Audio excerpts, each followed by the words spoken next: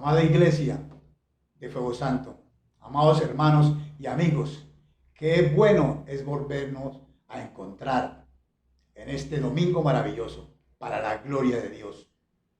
Vamos a escuchar nuevamente el mensaje que tiene el Espíritu Santo y creyendo que están bendecidos de la mano de Dios.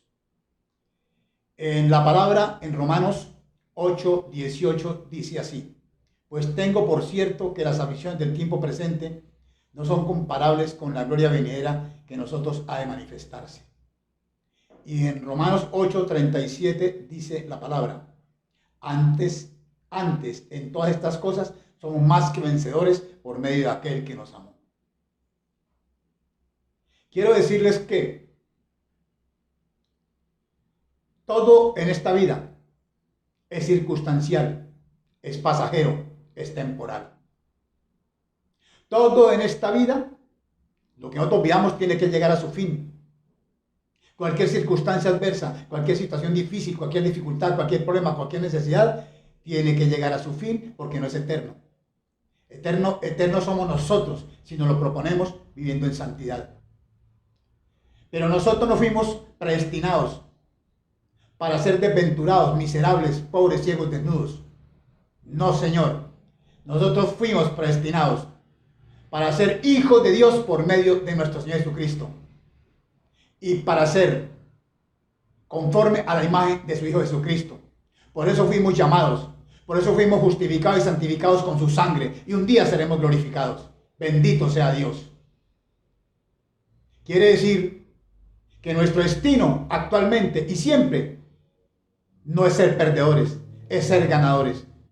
Porque Jesús, el Hijo de Dios, pagó un alto precio en la cruz del Calvario para que tú y yo fuéramos más que vencedores. Y en Él somos más que vencedores. Y nosotros tenemos que creer que toda situación que estemos viviendo o toda situación que se va a presentar en nuestra vida está sujeta a cambios. Y por ello debemos creer que también nuestra vida puede dar un giro. Y si no, miremos lo que pasó con el ciego de nacimiento. Un milagro maravilloso. Jesús lo vio cuando pasaba por ese lugar. Y sin embargo, empezaron las dificultades con el ciego. Aún con los mismos discípulos de Jesucristo, que creían que era un pecador. Pero Jesús escupió en tierra y con la saliva hizo lodo y untó los ojos del ciego. Y lo envió al estanque de Siloé para que se lavara. Y él fue obedeciendo a Jesús y se lavó y recibió la vista. Y así regresó viendo. Y todos los vecinos y todos los que sabían que era ciego estaban sorprendidos y decían unos a otros: ¿no es este el que sentaba a pedir, a mendigar? Y decían: ¿eres? Otros decían: no, se parece. Y él decía: yo soy. Pero le preguntaron en otra dificultad que estaba presentando en él, que quién le había abierto los ojos. Y él dijo: aquel hombre que se llama Jesús hizo lodo, me untó los ojos, me dijo: ve a Siloé, lávate. Y yo fui, me lavé y recibí la vista. ¿Y dónde está? No sé. Y luego otra dificultad lo llevaron de los fariseos. Y los fariseos: ¿cómo recibiste la vista? Volvió a decir: me untó los ojos con lodo, me lavé y veo. Sin embargo, no creyeron. Y entonces llamaron a sus padres y le preguntaron que si era su hijo que estaba ciego. Ellos confirmaron que sí. Pero al final, ¿qué le dijeron a los judíos fariseos? No, pregúntenle a él tiene edad. Porque nosotros no sabemos quién le abrió los ojos. Y si ve, tampoco sabemos. Pero él tiene edad, pregúntenle a él. Porque ellos tenían temor. Porque allá había un acuerdo entre los fariseos de que si alguno confesaba que Jesús era el Mesías, sería expulsado de la sinagoga. Sin embargo, lo volvieron a llamar. Iba de circunstancia difícil en circunstancia difícil y él glorificando a Dios. Glorificando a Jesús. Ese ciego de nacimiento que había recobrado la vista. Y le dijeron los fariseos: dale gloria a Dios, porque nosotros sabemos que ese hombre es pecador. Y él dijo: si es pecador no lo sé, pero una cosa sé, que habiendo yo sido ciego, ahora veo. Y como que le daba más rabia a los fariseos. Y volvieron a decirle, ¿qué te hizo? ¿Cómo te abrió los ojos? Dijo, ya se los he dicho una vez y no quisieron oír. Ahora, ¿por qué lo quieren oír otra vez? ¿O es que quieren ahora ser sus discípulos? Y entonces lo injuriaron y dijeron, tú eres su discípulo, pero nosotros discípulos de Moisés. Y entonces, qué bendición tan grande. Están ellos mismos profetizando el cambio de la luz, de las tinieblas a la luz admirable. Ellos dijeron, nosotros sabemos que Dios le hablaba a Moisés, pero de ese hombre no sabemos nada.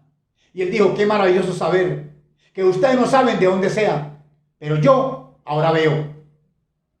Pero también sabemos que Dios no oye a los pecadores, pero el que cree en Él y hace su voluntad, a ese oye. Y dijo el que ha recuperado la vista, y no se ha oído, no se ha escuchado desde el principio que alguno haya abierto los ojos a uno que nació ciego. Y si esto no viniera de Dios, nada podría ser.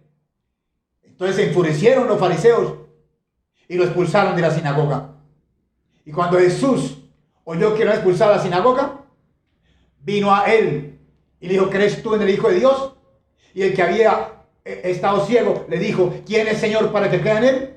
Y Jesús le contestó, el que está contigo, ese es, lo has visto. Y él dijo, creo, y le adoró. ¿Qué quiero decir con esto? Que la vida de ese ciego dio un giro completo. Un impedimento físico lo llevó a dos tremendas bendiciones.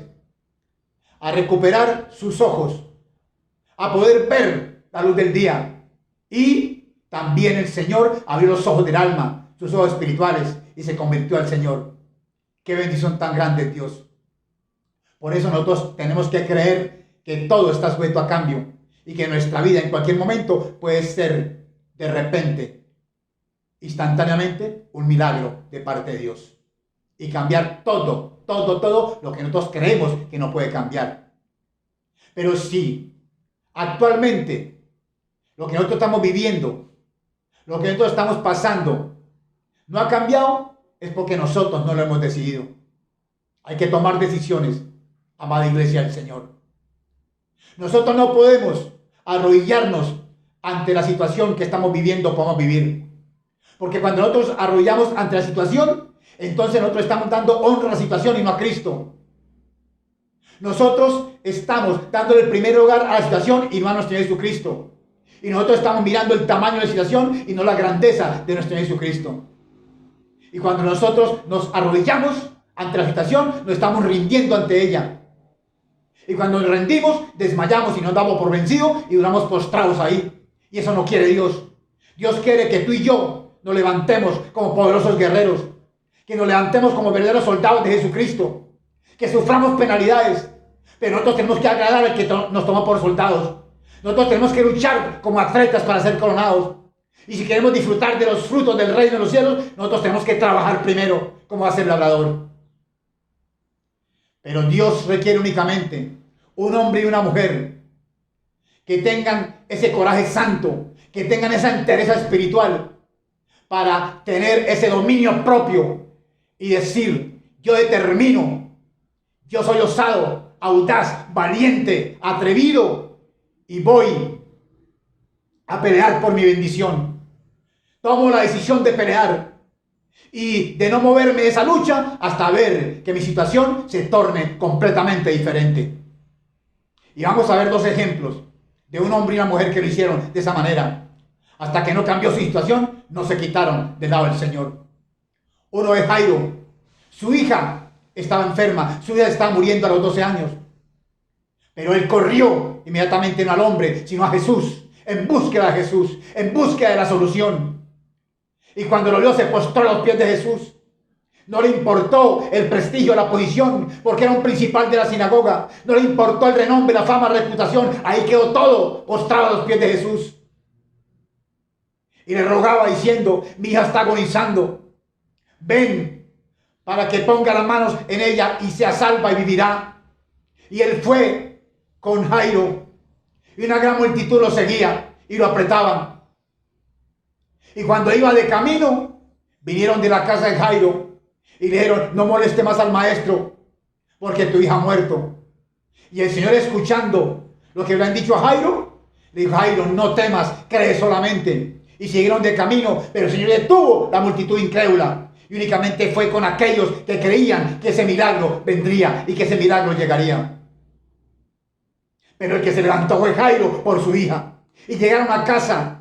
Y Jesús oyó el alboroto de los que lloraban y se lamentaban. Y Jesús les dijo: ¿por qué se alborotan? ¿Por qué lloran? La niña no está muerta, la niña duerme. Y se burlaban de él. Y Jesús los echó fuera, porque a él no le gusta el lenguaje de la incredulidad. A él le gusta el lenguaje de la fe, el lenguaje que nosotros tenemos que tener. Y entró con el papá, la mamá y los 3 discípulos, Pedro, Jacobo y Juan, que iban con él. Y entraron donde estaba la niña. Y el Señor la tomó de su mano y le dijo: Talita Cumi, a ti te digo, levántate, levántate. Porque Talita Cumi quiere decir: niña, a ti te digo, levántate. Inmediatamente la niña se levantó y anduvo. Y todos quedaron sorprendidos, quedaron perplejos, asombrados. ¿Por qué? Porque ahí estaba Jesús. Porque ahí estaba haciendo el milagro con esa niña. Ahora no estaba muerta, ahora vivía. Y lo más tremendo es que hubo 3 bendiciones. Las 3 bendiciones fueron 3 salvaciones. Jairo, su esposa y su niña. Y fuera de eso, su niña había sido levantada de la muerte. Porque así obra Jesús cuando nosotros nos quedamos ahí parados en la brecha, rogando a Dios y esperando e intercediendo que nuestra situación pueda cambiar. Y cambió la situación de la hija de Jairo y su esposa. Pero también, en ese momento también hubo una mujer que sufría de flujo de sangre, que había sufrido mucho, que había cuidado a los médicos, había perdido todo el dinero, todo lo que poseía, y no había sacado provecho. Pero cuando oyó hablar de Jesús, ¿quién se movió? Ella se movió por sí misma. Ella estaba con flujo de sangre, y una mujer con flujo de sangre no podía estar en medio de la multitud porque era apedreada, porque era inmunda. Y sin embargo fue por detrás y tocó el manto de Jesús, porque ella decía dentro de sí: si tocar tan solo el manto, seré salva. Y cuando tocó el manto de Jesús, enseguida el flujo de sangre se secó. Ya sintió en su cuerpo que había sido sana de ese azote. Y Jesús, conociendo en sí mismo el poder que había salido de él, entonces miró a la multitud y dijo: ¿quién tocó mis vestidos? Y los discípulos, qué bendición los discípulos: Señor, pero ve que la multitud te aprieta. Y dice: ¿quién tocó mis vestidos? El Señor miraba alrededor a ver quién era el que había tocado sus vestidos. Y una mujer llena de temor y de temblor, sabiendo lo que en ella había sido hecho, entonces se postró delante de Jesús y le contó lo que había sucedido. Y al final Jesús le dijo: hija, tu fe te ha hecho salva, ve en paz y queda sana de tu azote. Doble bendición para esa mujer. ¿Quién tomó la decisión? Ella. Y la doble bendición fue que fue sana de su enfermedad y fue sana espiritualmente porque fue convertida a Cristo. Bendito sea Dios. Y sigamos caminando, pero nada nunca va a pasar, amados hermanos, si antes no hay una decisión en aquella persona que desea el cambio. ¿Qué quiero decir con esto? Cuando hay cambio, cuando nosotros deseamos el cambio, Jesús aparece en escena para ayudarnos. Y eso fue lo que hizo Jesús con el hijo pródigo. Él le había pedido su herencia a su padre en vida y su padre se la entregó, el hijo menor. Y él se fue a una provincia apartada y allí desperdició todos sus bienes viviendo perdidamente. Y cuando todo le faltó, entonces vino un hambre sobre aquella provincia, dice la palabra, y comenzó a faltarle. Y se arrimó a unos ciudadanos de esa tierra y él lo envió para que apacentara cerdos en su hacienda. Y él quería alimentarse de la comida de los cerdos y nadie le daba. Pero ¿qué pasó? Volviendo en sí, dice la palabra, quiere decir que él tomó su propia decisión y dijo: ¿cuántos jornaleros hay en la casa de mi padre con abundancia de pan? Y yo aquí perezco de hambre. Y tomó la decisión y dijo: me levantaré e iré a mi padre. Y le diré: Padre, he pecado contra el cielo y contra ti. No soy digno de ser llamado tu hijo. Hazme como uno de tus jornaleros. Y levantándose fue a su padre. Y su padre lo esperaba con gozo. Estoy parafraseando, amados hermanos. Y cuando lo vio, el padre corrió, lo abrazó y lo besó. Y él le dijo: Padre, he pecado contra el cielo y contra ti. No soy digno de ser llamado tu hijo. ¿Y qué hizo el padre? Llamó a sus siervos y le dijo: póngale el mejor vestido, un anillo en su mano y calza en sus pies. El mejor vestido es que el Señor estaba cambiando las vestiduras harapientas por unas vestiduras nuevas, completamente emblanquecidas. Le estaba colocando el anillo en su mano, que era el sello del Espíritu Santo. Y le estaba colocando las sandalias en sus pies, que estaba ratificando y confirmando que era su hijo. E hicieron fiesta matando el becerro más gordo. ¡Qué bendición tan grande! Pero ¿quién tomó la decisión?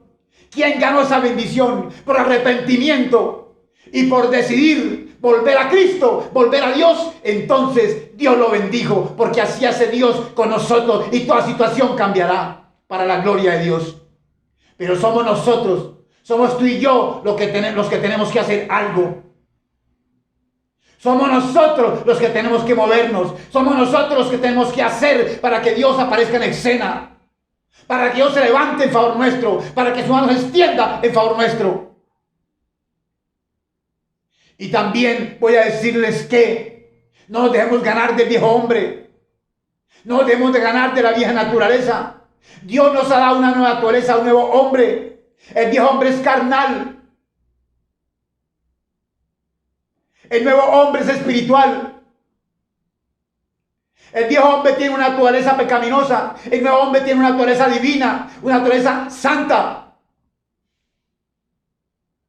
Y esa naturaleza pecaminosa es dominada y gobernada por Satanás. Pero esa naturaleza santa y limpia es gobernada por el Espíritu Santo. Entonces nosotros tenemos que dejar orientar, conducir de la mano del Espíritu Santo, guiar por el Espíritu Santo. Y nosotros también debemos saber que Satanás sí está interesado en que nosotros creamos la enorme mentira de que nuestro destino es andar en oprobio. De que nuestro destino es andar arrancados, deteriorados, desfallecidos, debilitados, desanimados. Esa es la mentira, porque es el padre de la mentira. Pero quiero que sepamos algo. Nuestro destino no es andar así. Nuestro destino es ser más que vencedores. Y si no, miremos el destino de un hombre que era cojo de nacimiento. Pedro y Juan, dice la palabra, iban a la hora del templo a orar a las 3 de la tarde. Y todos los días llevaban un ciego de nacimiento y lo colocaban a la puerta de ese templo que se llama La Hermosa, para que pidiera limosna a todos los que entraban al templo. En ese momento iba entrando el templo Pedro y Juan, y él les pidió limosna, claro está. Pero Pedro junto con Juan, mirándolo fijamente, dijeron: míranos a los ojos. Y Pedro le dijo: no tengo plata ni oro, pero lo que tengo te doy. En el nombre de Jesucristo de Nazaret, levántate y anda. Y tomándolo por la mano derecha lo levantó. Y dice la palabra que al momento se afirmaron sus pies y sus tobillos. Y el cojo, saltando, se puso en pie y anduvo. Y entró con ellos en el templo, saltando, alabando y glorificando a Dios. ¡Qué bendición tan grande, hermano! Y Dios usó sus siervos para levantar ese cojo de nacimiento. Y entonces todos lo vieron entrar. Todo el pueblo lo vieron saltar y alabar a Dios. Y reconocieron que era el cojo que pedía limosna a la entrada del templo. Y hubo una sorpresa tremenda en medio de ese pueblo. Se espantaron todos. Y todos vinieron al pórtico que se llama Salomón a mirar lo que había pasado. Y Pedro aprovechó para decir: varones israelitas, ¿por qué se maravillan de esto? ¿Y por qué nos miran a nosotros como si nosotros, con nuestro poder y con nuestra piedad, hubiéramos sanado a este? No, el Dios de Abraham, de Isaac y de Jacob, el Dios de nuestros padres, ha glorificado a su Hijo Jesús, a quien vosotros entregasteis y negasteis delante de Poncio Pilato, quien había ya determinado ponerlo en libertad. Pero vosotros negasteis al santo, al justo, y pediste para vosotros un homicida. Y matasteis al autor de la vida, a quien Dios lo levantó de los muertos, y nosotros somos testigos. Por eso, por la fe en Cristo Jesús, por la fe en su nombre, a este que vosotros veis y conocéis, Dios ha confirmado su nombre, porque la fe en Jesús ha hecho que este que estaba cojo haya sido sanado completamente en presencia de todos vosotros. ¡Qué bendición tan grande! ¿Se dan cuenta, hermanos? ¿Cómo cambió el destino de ese hombre?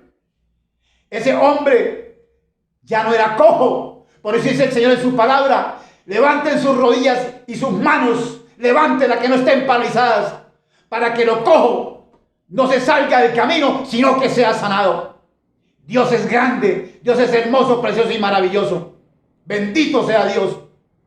Somos nosotros los que, si sabemos que es Satanás el que está provocando cualquier situación difícil, cualquier circunstancia adversa, cualquier dificultad, cualquier problema, cualquier desgracia que se presente, nosotros tenemos que hacerle frente a ello. Y hagámosle frente con las armas que Dios nos dio. Hagámosle frente con la obra de la cruz. Hagámosle frente con la sangre de Cristo. Hagámosle frente con la palabra de Dios. Y hagámosle frente con nuestra fe. Con la cruz, porque Satanás jamás se enfrentó a la cruz, porque allí fue derrotado. Con la sangre de Cristo, que limpió nuestros pecados y compró nuestra libertad. Con la palabra de Dios, porque Cristo lo venció en el desierto y nosotros también lo vencemos, porque Él lo demostró. Nosotros también podemos. Escrito está. Y con nuestra fe, porque todo el que ha nacido de Dios vence al mundo, y la victoria que vence al mundo es nuestra fe, y nuestra fe es en el que venció, que nos hizo más que vencedores. Qué bendición tan grande, hermanos. Ahora, miremos otra posición. ¿Qué actitud asumiríamos nosotros si nosotros sabemos que es Dios el que está provocando esa situación? Les voy a dar dos opciones. La primera sería la más común: postrarnos ante la decisión soberana de Dios y aceptarla.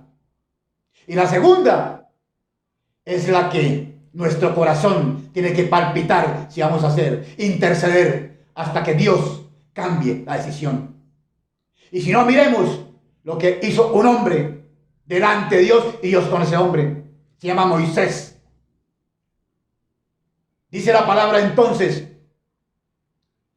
Dios le dijo a Moisés: anda, desciende, porque tu pueblo que has sacado de la tierra de Egipto se ha corrompido. Pronto se han apartado del camino que yo les mandé, y se han hecho un becerro de fundición y lo han adorado, y le han ofrecido sacrificios, y han dicho a Israel: he aquí tus dioses que te sacaron de la tierra de Egipto. Y Dios además le dijo a Moisés: he visto a este pueblo, que por cierto es pueblo de dura cerviz. Déjame, le dijo Dios a Moisés, déjame que descienda mi ira en ellos y los consuma, y yo haré de ti una nación grande. ¿Qué pensaría Moisés en ese momento cuando escuchó la voz de Dios que le dijo: déjame que encienda mi ira en ellos y los consuma, y haré de ti una nación grande? ¿Será que Moisés pensaría: pues él me pide permiso para destruir una nación, pues yo dejo que lo haga, porque a mí me va a dar una nación grande? Eso sería egoísta. Eso sería enorgullecimiento de parte de Moisés. Una irresponsabilidad de parte de Moisés, pero Moisés amaba a su pueblo. ¿Quién está hablando con Moisés? El Dios Todopoderoso del universo. ¿Y con quién iba a hablar Moisés? Con el Dios Todopoderoso del universo. Moisés no se iba a dirigir al apóstol más ungido de la tierra, al profeta más ungido de la tierra, al evangelista más ungido de la tierra, al pastor más ungido de la tierra, al maestro más ungido de la tierra, al servidor más ungido de la tierra. Ni tampoco se iba a dirigir al presidente de la República de los Estados Unidos de Colombia. No, él se iba a dirigir era al Dios del cielo y la tierra, al todo soberano y poderoso Dios del universo. Porque se ha presentado una situación difícil con su pueblo. Porque el pueblo que él sacó de Egipto se ha corrompido. Porque el pueblo que él sacó de Egipto dejó los caminos del Señor. Porque el pueblo que él sacó de Egipto se llenó de incredulidad. Porque el pueblo que él sacó de Egipto se entregó a la idolatría. Y Dios se enojó con su pueblo. por la dureza del corazón. Y le estaba pidiendo permiso a Moisés que le permitiera destruir al pueblo de Israel. Amada iglesia, qué tremendo es Dios.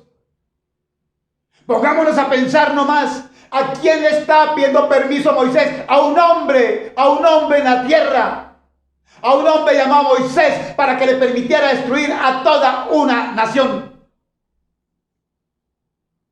Pero ¿cuál opción escogió Moisés de las dos que yo les hablé? ¿La primera o la segunda? Claro que la segunda. Él no se postró ante la decisión soberana de Dios y la aceptó. No, él dijo, voy a interceder por mi pueblo. A él no le importó que el Señor le hubiera dicho que iba a hacer de él una nación grande. A él le importaba el pueblo que había sacado de Egipto. Eso es misericordia, eso es amor. Por eso debemos saber y conocer que es importante, o cuán importante y poderoso es cuando un hombre en la tierra intercede y ora. La intercesión de Moisés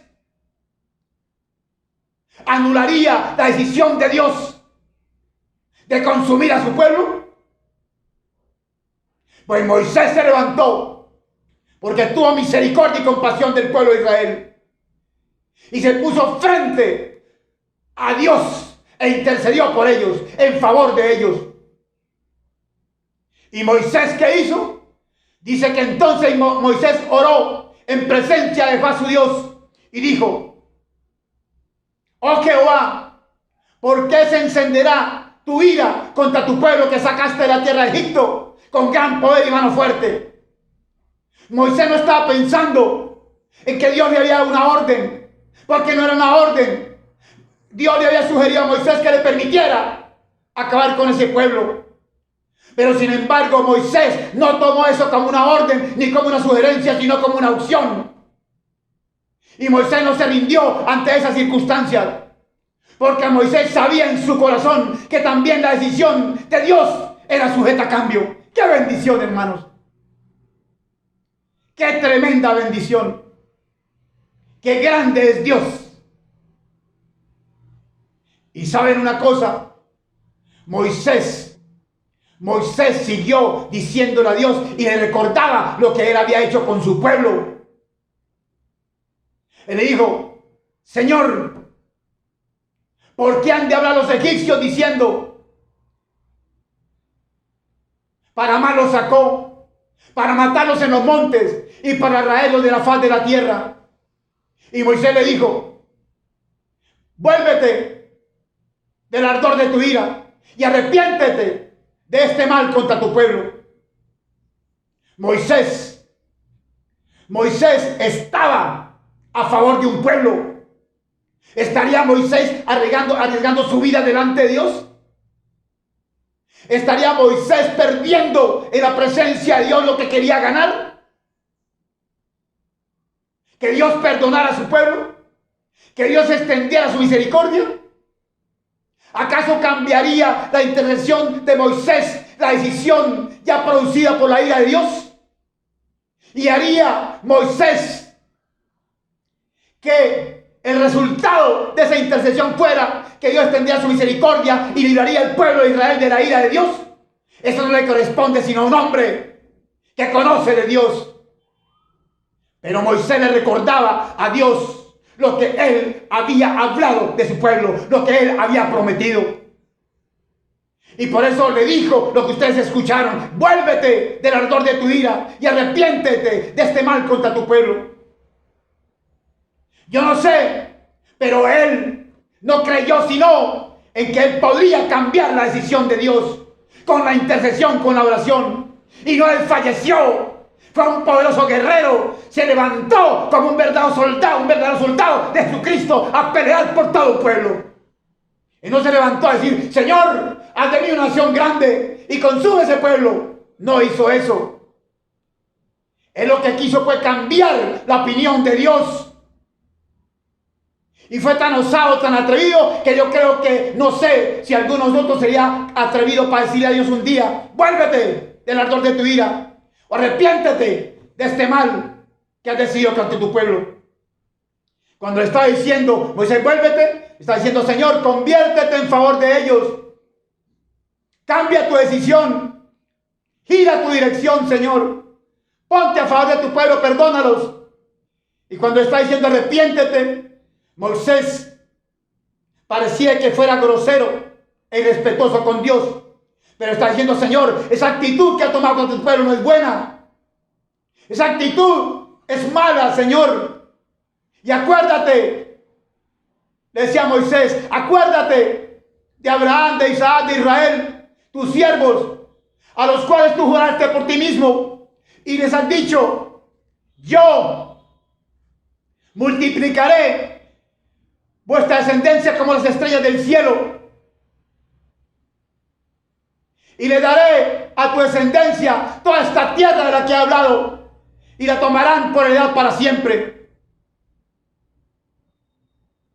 Cuando Moisés le está recordando eso a Dios, quiere decir que Moisés está usando todos los recursos, todo lo que venía a su corazón, todo lo que tenía en mano, con tal de hacer cambiar de decisión a Dios, con tal de hacer cambiar de opinión a Dios. Aún apeló a la misma palabra de Dios, recordándole a Dios las promesas que había hecho con su pueblo, recordándole a Dios lo que él había hablado acerca de su pueblo a través de la palabra. Está usando las mismas escrituras para cambiar la situación de todo un pueblo. Pensemos qué podemos hacer nosotros en la presencia de Dios. Y pensemos si cualquier situación está sujeta a cambio. Y si nuestra vida puede dar un giro completamente. ¿Y qué sucedió? Al final, Moisés lo logró. Dice la palabra entonces que Jehová se arrepintió del mal que dijo iba a hacer a su pueblo. Podemos deducir lo siguiente. ¿Qué produjo la intercesión de Moisés? Produjo que Dios se arrepintiera del mal que iba a hacer a su pueblo. Moisés no se rindió ante las circunstancias. Moisés no se aprovechó porque Dios le pidió permiso. Moisés no se justificó de que matara a ese pueblo y le diera un pueblo grande a él. Moisés no se rindió ante la decisión soberana de Dios. Y podemos pensar, ¿cómo es posible que un ser humano creado por Dios como Moisés pudiera lograr que Dios, el Dios Todopoderoso, cambiara su decisión? ¿Qué pasó ahí? Que Dios nos está enseñando ahora, como está enseñando en ese tiempo, que todo puede ser cambiado a través de la oración, que todo puede ser cambiado a través de la intercesión, que los milagros son reales, que Dios está presente, que la obra de la cruz es una realidad y que nosotros podemos saber y creer que Dios no se olvida jamás de nosotros y que cualquier necesidad que nosotros tengamos será suplida. Propongámoslo para que así sea. Que cualquier situación, circunstancia adversa, por difícil que sea, Dios la va a cambiar. Porque nuestro destino es ser más que vencedores. Es algo maravilloso, es algo hermoso, es algo precioso. Porque Dios creó la humanidad y escogió un pueblo santo como somos nosotros para ganar y no para perder. Por eso nosotros podemos hacer que todo cambie, que cambie toda nuestra familia, en nuestro matrimonio, en nuestras finanzas, en nuestra salud. Cualquier situación difícil o adversa puede cambiar. Todo tiene solución y la solución se llama Jesucristo. Pero hay algo importante. Dios se arrepintió. Ese es el primer cambio que tú y yo tenemos que tener. La única transición de cambio es el arrepentimiento. Cuando nosotros hacemos cosas que están mal, o hagamos cosas que están mal, y cuando nos arrepentimos, entonces aparece Dios en la escena y se logran los cambios. ¿Qué necesitamos tú y yo? Necesitamos un corazón sincero, un verdadero arrepentimiento de corazón original, real, verdadero. Que nosotros seamos capaces de decir lo que estamos haciendo mal, no lo volveremos a hacer jamás. Y eso no lo logramos por la oración de un hermano o una hermana. ni por la imposición de las manos de un pastor. Eso nos pertenece a nosotros hacerlo. Porque somos nosotros los que tenemos que creer que Dios es real y verdadero y que todo está sujeto a cambio. Él lo creyó tremendamente. Bendito sea Dios. Pero también hubo otro hombre. También hubo otro hombre que se llamó Ezequías. Dice la palabra que en aquellos días Ezequías se enfermó de muerte. Y vino a él el profeta Isaías, hijo de Amós, y le dijo: así te dice Dios, ordena tu casa, porque morirás y no vivirás. Iba de parte de Dios Isaías. Isaías no fue a Ezequías a dar una sugerencia de parte de Dios. Isaías no fue a Ezequías a pedirle permiso para matarlo. Sencillamente Dios le está informando por la boca de Isaías a Ezequías que ya la decisión estaba tomada y que él iba a morir. Por eso le dijo que ordenara su casa. Era una orden, y parece que la orden de Dios es irrevocable. ¿Pero qué hizo ese hombre Ezequías? Dice que entonces volvió Ezequías su rostro hacia la pared e intercedió ante Jehová y dijo: oh Jehová, te ruego que te acuerdes que ahora yo he caminado delante de ti en verdad y con íntegro corazón, y que he hecho lo que ha sido agradable delante de tus ojos. Y dice la palabra que lloró Ezequías con gran lloro. ¿Sabes una cosa? ¿Cómo así? ¿Cómo así que Ezequías estaba rogando a Dios? ¿Cómo así que Ezequiel está intercediendo por algo que era diferente a lo que le pasó a Moisés? A Moisés el Señor estaba pidiendo permiso, pero a Ezequías ya le había señalado a través de la boca de Isaías que iba a morir, que era una orden que ya estaba decidido. Pero sin embargo, este hombre oró, y nosotros podemos mirar la forma en que él oró a Dios y dijo: porque el Seol no te exaltará, ni te alabará la muerte, ni los que descienden al sepulcro esperarán tu verdad. Pero ¿qué dijo Ezequías? El que vive, este es el que te hará alabanza como yo hoy, dijo Ezequías. Y el Padre anotoria tu verdad a los hijos. Y dijo Ezequías: Jehová me salvará. Por tanto cantaremos nuestros cánticos en la casa de Jehová todos los días de nuestra vida. ¿Y qué pasó con Ezequías? ¿Perdió su tiempo al orar? ¿Perdió su tiempo al interceder? ¿Ustedes sabían, hermanos, que aún la decisión de Dios está sujeta a cambio? Ezequías no se rindió sabiendo que ya estaba su dictamen, muerte. Pero no se rindió. Él no tomó lo que yo le dijo como una orden, sino lo tomó como una opción también. Y la acción fue la misma que Moisés, pero en diferente caso. También interceder para que Dios cambiara su decisión. Y esto que le dijo: el Seol no te exaltará, ni te dará la muerte, ni los que descienden al sepulcro esperarán tu verdad. Es porque Ezequías sabía que a nuestro papito Dios le agrada que lo exalten, que lo adoren, que lo alaben. Y esa oración, esa intersección dio un giro a la vida de Ezequías. Y Dios se arrepintió de lo que había decidido con Ezequías. Dice la palabra: entonces vino palabra de Jehová a Isaías, diciendo: ve y di a Ezequías: Jehová Dios de David tu padre dice así: he oído tu oración y visto tus lágrimas. He aquí que yo añado a tus días 15 años. ¿Cómo así? ¿Quién es capaz de cambiar la decisión de Dios? Eso es digno de un hombre que conoce de Dios, de una mujer que conoce de Dios, que le recuerda a Dios como recordó Ezequías, cómo estaba caminando delante de él, cómo estaba su corazón delante de él, que recordó a Dios las cosas que él había hecho para su reino, las cosas que él había hecho por él.